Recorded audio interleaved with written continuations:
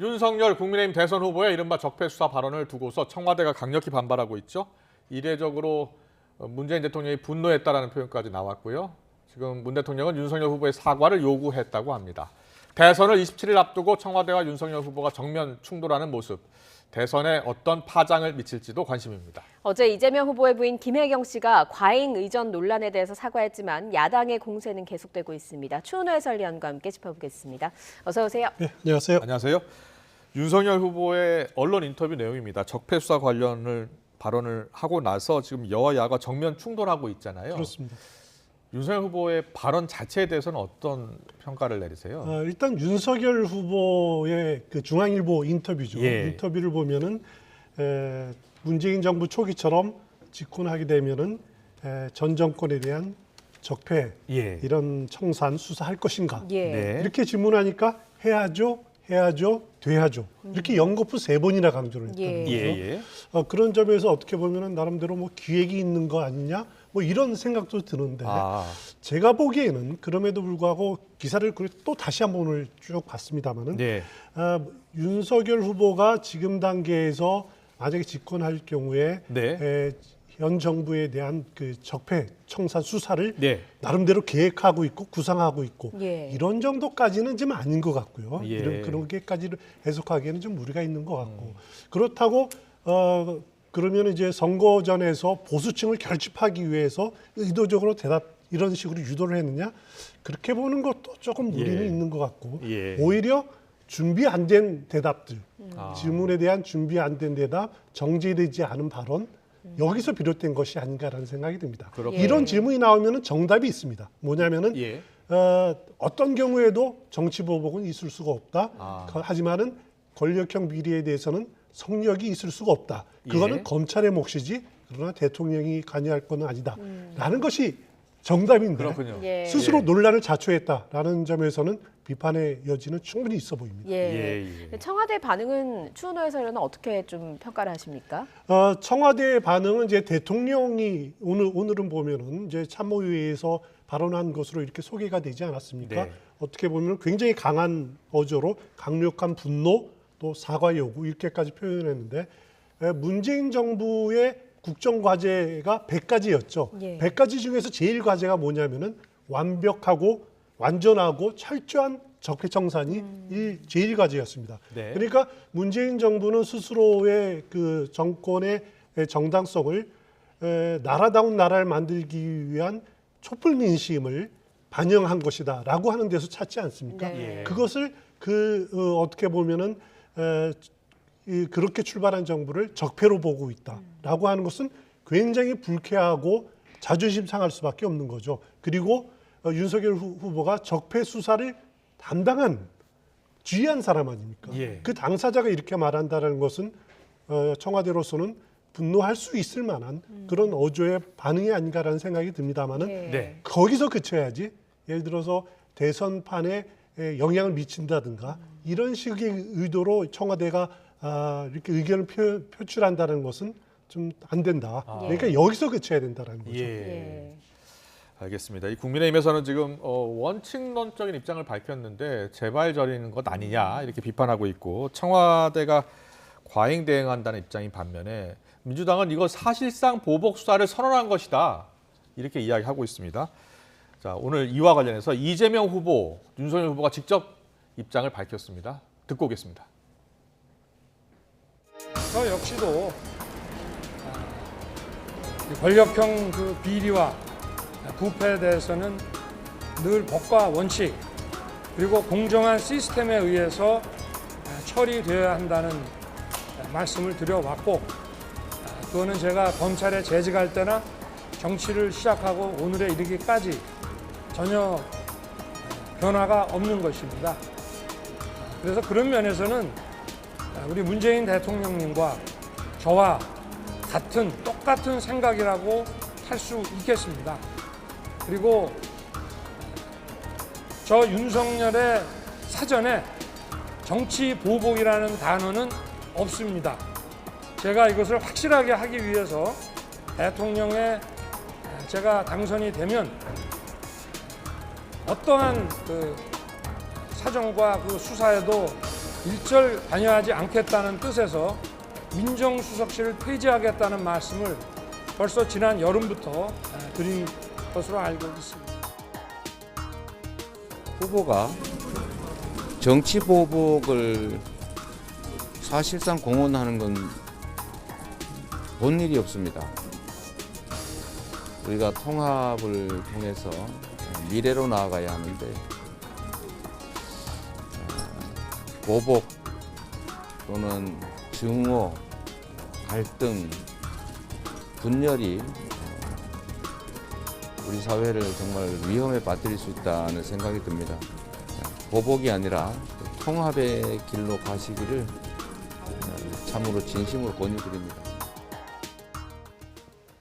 네, 윤석열 후보가 뭐 민정수석실 폐지 이야기까지 꺼내면서 내 사전에 보복은 없다 이렇게 계속 이야기하고 있네요. 그렇습니다. 이 파문이 좀 더 커지니까 이야기를 하고 있는 것 같아요. 예. 그렇습니다. 오늘이야 비로소 정답을 이야기한 예. 겁니다. 예. 그러니까 어떻게 보면 정치 보복이 내 사전에 있을 수가 없다라고 하는 것은 사실 윤석열 후보만의 표현은 아닙니다. 네. 지난 대선 당시에 문재인 후보가 TV 연설에서 네. 내 사전에 문재인 사전에 정치 보복이란 있을 수 없다라고 이렇게 그랬습니까? 말한 적이 예, 있는데 예. 그걸 그대로 답습한 건데 아. 정답을 뒤늦게 하루 지나서 이야기했다라는 데 대해서 아무래도 대처가 좀 늦었다라는 생각이 들고요. 네. 이것이 지금 민주당이 주장하는 것처럼 정치 보복 프레임에 걸려버리면은 상당히 빠져나가기가 굉장히 어렵습니다. 예. 그리고 지금이라도 이렇게 오늘이라도 그 벗어나기 위해서 정치 보복은 있을 수가 없다.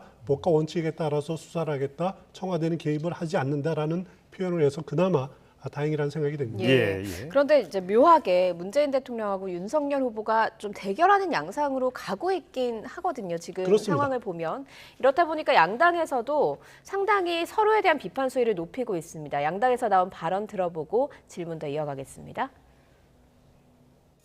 한마디로 공개적인 정치 보복 선언이라고 봅니다. 역대 대선에서 유례가 없던 초유의 사건입니다. 대선 후보가 죄도 없는 현직 대통령을 사실상 수사하겠다고 공언한 셈이지 않습니까? 네네.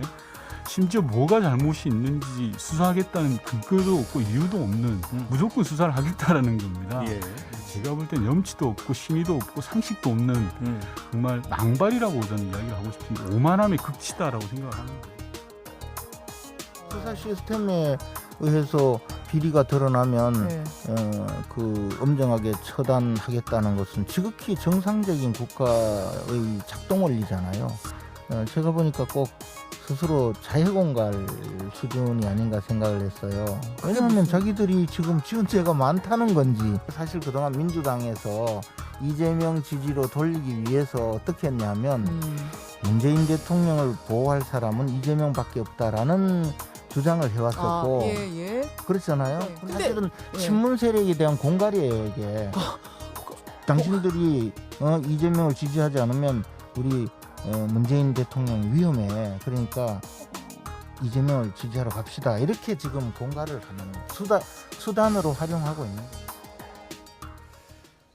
네, 이게 적폐 수사가 정치 보복 또 나아가서 지금 이야기하는 게 정치적 이득을 위해서 지금 서로 지지층을 결집하기 위해서 지금 한 것 아니냐 이런 또 그렇습니다. 예, 그런 해석도 무속도 나오고 있습니다. 있어요. 예. 예, 그런 무속을 충분히 할 수 있는 것이 윤석열 후보가 처음 정치 선언하고 할 때는 반문을 예. 들으내지 않았습니까? 예. 하지만 선거정이 이렇게 진행이 될수록 반문보다는 반 이재명 후보와의 대결 구도로 이렇게 짜여졌다가 네. 지금 다시 이렇게 전선이 확대된 것 아닙니까? 예. 청와대까지 이렇게 포함돼 있으니까 민주당으로서는 나쁘지 않은 구도입니다. 예. 하지만은 국민의힘 윤석열 후보로서는 전선이 이렇게 복잡해지면은 어디서 구멍이 생길지 모릅니다. 네. 그래서 불리한 구도이기 때문에 빨리 그 수습하는 것이 필요한데 어찌 됐든지 간에 이번 건을 통해서 이재명 후보로서는 그동안 이재명 후보를 적극적으로 지지하지 않았던 친문 일부 그리고 지역적으로 보면 호남이라든가 연령층으로 보면은 50대 후반부터 60대 초반 촛불을 지지했던 네. 그런 표들을 모을 수가 있는 거죠.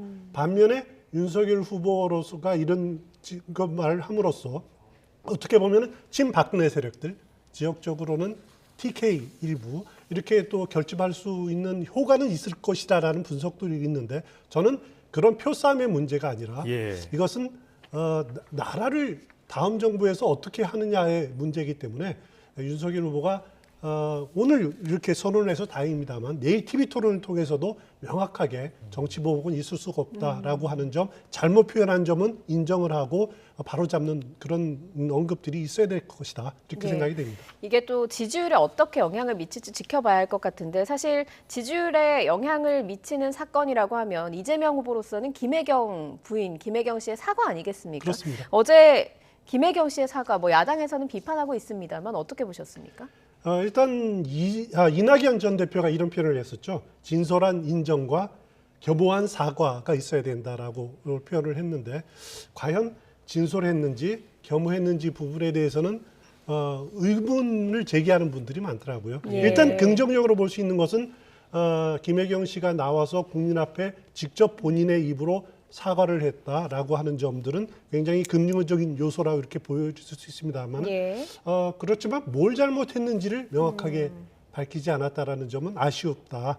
혹시 상황을 모면하기 위한 사과가 아니냐라는 그런 비판도 충분히 있을 수는 있다라는 생각이 됩니다. 예, 알겠습니다. 어제 이재명 후보의 부인 김혜경 씨의 사과하는 모습을 보면서 윤석열 후보 부인 김건희 씨 사과를 떠올리는 분들 많으실 겁니다.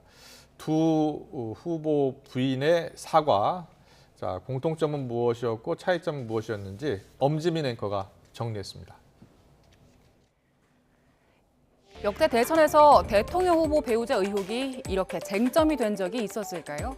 어제 이재명 후보 배우자 김혜경 씨가 당사에서 고개를 숙인 장면, 그리고 지난해 12월 윤석열 후보 배우자 김건희 씨의 사과까지 두 유력 대선 후보 배우자의 대국민 사과를 들여다보겠습니다. 앞으로 더 조심하고 더 경계하겠습니다. 거듭 죄송합니다. 모든 것이 저의 잘못이고 불찰입니다. 부디 용서해 주십시오. 사과의 중요한 요소 중 하나는 바로 타이밍입니다. 너무 늦어지면 안 된다는 건데요. 김혜경 씨와 김건희 씨 모두 의혹이 보도된 이후 12일 만에 기자회견을 열어서 공식 사과를 했습니다. 각 당 차원에선 처음엔 사실 확인이 필요하다면서 사과를 차일피일 미뤄왔지만 추가 의혹이 계속 나오고 후보의 지지율에도 영향을 미치자 결국 뒤늦은 공개 사과를 택한 겁니다. 오랜 동안 인연을 맺어온 사람입니다.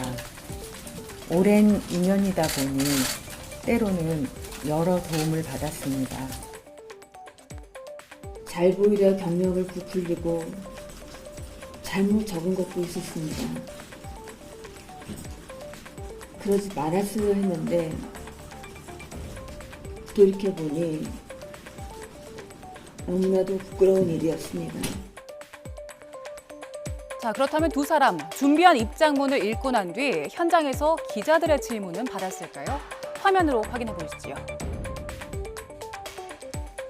김혜경 씨는 먼저 2분 분량의 미리 준비한 사과문을 읽고 난 뒤 기자 4명의 질문에 답을 했고 김건희 씨는 7분 분량의 입장문을 읽어내려 간 뒤 기자들의 질문은 받지 않았습니다. 또 후보자, 본인 남편에 관한 언급도 달랐습니다. 김혜경 씨는 사과문에 이재명 후보를 공직자, 대선 후보로 칭하면서 개인사에 대한 이야기를 자제한 반면 김건희 씨는 윤석열 후보와의 첫 만남부터 연애 시절까지 비교적 자세하게 언급을 했습니다. 김혜경 씨와 김건희 씨 두 사람의 유례없는 대선 후보 배우자의 의혹과 사과가 한 달도 남지 않은 대선에 얼마나 큰 영향을 미칠지 주목됩니다. 네, 시청자 여러분들은 어떻게 생각하십니까? 이게 후보 부인 의혹과 사과에 대해서 최근 보니까 여론조사도 나왔더라고요.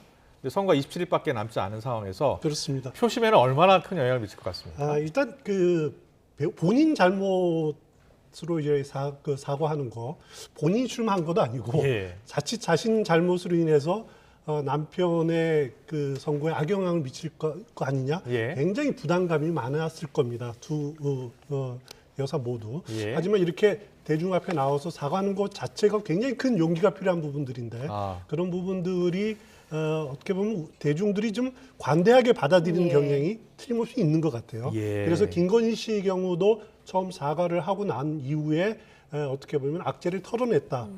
뭐 이제 사과가 적합했느냐 안 했느냐 논란은 있을 수 있습니다만 예. 그런 것이 여론조사에 나타났고 예. 마찬가지로 김혜경 씨도 비슷한 효과가 발휘되지 않겠느냐라는 생각이 듭니다. 그러니까 배우자의 리스크가 후보의 발목을 잡는 것은 사실이거든요. 예. 그러니까 후보의 그 지지율이 박스권에 갇히게 하는 그런 요인으로 작용하는 건 틀림없는 사실인데 일단 악재를 털어냄으로써 그 박스권을 탈출할 수 있는 계기가 마련된 것은 틀림없이 없어 보입니다. 그래서 예. 여론조사 내일 TV 토론 이후에 이것까지 합쳐서 여론조사 어떻게 반영될지 주목되는 대목이 아닐 수 예. 없습니다. 예. 그런데 과연 김혜경 씨가 뭐 수사와 감사를 통해서 좀 책임지겠다라고 했던 부분이요. 대선 전에 결과가 나올까 이거에 대한 의구심 갖는 분들 많거든요. 별로 그럴 가능성은 없다고 생각됩니다. 네. 먼저 수사는 지금 수원지검에서 이렇게 배당이 된 걸로 알고 있는데 네. 수원지검은 신성식 지검장이죠. 친여 성향의 검사로 잘 알려져 있지 않습니까? 예. 변호사 대납 의혹이라든가 성남 FC 후원금 사건, 수원지검에 배당된 사건들이 많이 있는데 미그적거리고 있다라고 야당은 지금 공격하고 있지 않습니까? 예. 이 네네. 문제 지금 뭐 물리적으로 진행될 대선 전에 이루어질 가능성은 없어 보이고요. 네네. 그러면 경기도의 감사는 어떻느냐? 감사는 김혜경 씨나 아니면 배모 사무관이나 아니면 A 씨라든가 아니면 뭐 소고기를 샀던 정육점이라든가 전부 다 민간인들입니다. 예. 감사가 그 민간인을 상대로 이렇게 제대로 진행될 가능성은 굉장히 희박합니다. 그리고 거기다가 또 김희수 사무관 감사관은 이재명 지사 시절에 임명된 사람이다라고 하는 또 한계가 있고 그래서 예. 그 대선 전에 이루어질 가능성 희박하다 이렇게 보시면 될 것 같습니다. 예. 예. 지금 뭐 대선 주자들과 관련된 수사가 사실 지금도 진행 중인 것도 있고 후보 배우자 수사가 진행 중인 거 있습니다만 보통 대선 전에는 결과가 안 나올 것 같다 다 이렇게 판단하고 있는 것 같습니다. 이낙연 전 대표가 어제 민주당 선대위 총괄 선대위원장으로 첫 직무를 수행했잖아요. 그렇습니다. 그리고 물어보니까 이틀 전에 수락했다고 하더라고요. 그런데 그만큼 지금 이재명 후보 입장에서는 절박했다 이렇게 보면 되겠습니까? 그렇습니다. 그 이낙연 전 대표 경우에는 지금 이재명 후보가 온전히 흡수하지 못하고 있는 네. 그 전통 민주당의 지지층을 표를 이렇게 커버할 수 있는 역할입니다. 예. 일단 호남이죠. 네. 지금 철저하게 못 끌어들이고 있는 표가 호남표, 예. 그리고 또 친문표, 그리고 젊은층, 특히 2030 30대 여성 표를 제대로 못 끌어들이지 않고 있습니까? 여기에 네. 가장 적합한 사람이 이낙연 전 대표다. 그러니까 친문의 또 지지를 받았고 호남 정치인이고 또 여성 친화적인 정책을 많이 폈거든요. 공약도 예. 많이 내세웠고 그래서 가장 적합한 인물이다. 하지만은 이낙연 전 대표의 약점은 뭐냐면은 급변하는 하루하루 이렇게 바뀌는 급변하는 정세에는 창조적으로 대응하는 데는 좀 약하다. 예. 그러니까 관리는 잘하는데 상황을 주도한다든가 이런 것들은 좀 약하다라는 점이 좀 문제점인데 그런 예. 부분들은 어떻게 극복할지 이낙연 전 대표의 과제가 아닐 수 없습니다. 예. 네. 그런데 이낙연 선대위원장이 SNS 자제령을 내렸어요. 사실 국민의힘은 SNS 굉장히 적극적으로 활용을 하고 있는데 왜 이런 자제령을 내린 걸까요? 이낙연 전 대표는 내각의 총리로 있을 때도 내각 군기반장이었습니다. 그렇습니까? 대표 있을 때도 아마 군기반장 예. 많이 잡았었고 그래서 SNS에 쓸데없는 글 올리지 마라. 중도층 그런 거 싫어한다. 이렇게 발언한 것으로 알려져 있는데 일단 본인도 솔직히 SNS에 사진하고 글 많이 올립니다. 그런 걸 예. 좋아하는 사람인데 정치인이라는 것이 SNS를 통해서 소통하는 것이 생명인데 예. 하지만 그걸 하지 말라고 하는 것은 어떻게 보면 좀 지나친 그 제약일 수도 있겠죠. 하지만 대선 앞두고 한 20일만이라도 좀 참자라고 하는 의미로 받아들여지고 있고요. 당장 이렇게 군기잡기에 나서니까 현근택 대변인이 김혜경 씨 관련해서 그 호소인 제보자 2차 가해 논란이 있지 않았습니까? 예. 네. 여기에 대해서 사과한다라고 하는 사과글도 이렇게 SNS에서 올리고 하는 것을 봤습니다. 군기가 나름대로 통한다. 예. 이렇게 보시면 될 것 같습니다. 알겠습니다. 내일 TV 토론이 열리잖아요. 그렇습니다. 뭐 쟁점이 되는 건 오늘도 나왔습니다만 적폐 수사 공방 있을 것 같고요. 배우자 관련 의혹은 지난 토론회 때는 쟁점이 아니었잖아요. 그렇습니다. 가능성이 있다고 보십니까? 나올 수도 있는데요. 저는 안 나왔으면 좋겠습니다. 예. 일단 내일 TV 토론이 자유 토론 시간이 거의 절반이나 됩니다. 굉장히 많습니다. 그래서 다양한 주제가 나올 수가 있는데 일단 적폐 수사 문제, 배우자 문제 뭐 나올 수가 있지만은 배우자 문제를 누가 들고 나오면은 공격받을 수가 있거든요. 바로 역공을 당하거든요. 예.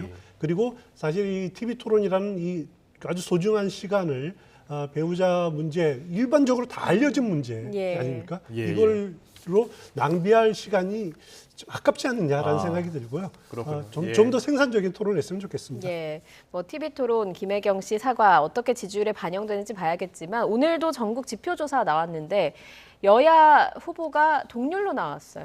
그렇습니다. 오늘 전국 지표조사 결과가 이재명 후보, 윤석열 후보가 딱 붙었습니다. 35%로 예. 동률로 나왔어요.